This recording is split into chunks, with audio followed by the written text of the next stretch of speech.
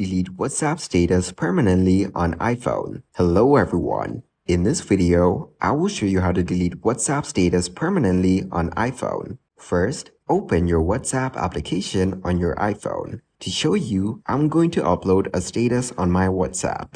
And now, as you can see, our status has been uploaded on WhatsApp. Then, what you need to do is tap on your status. Then, open your status and tap on the three horizontal dots in the top right corner. Here, what you need to do is tap on Delete. Once more, tap on Delete to remove the status. As you can see, our status has been permanently deleted. So that is exactly how you can delete WhatsApp status permanently on iPhone.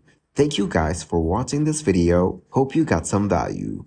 Make sure to like the video and subscribe to the channel to get notified of new videos. See you in the next one.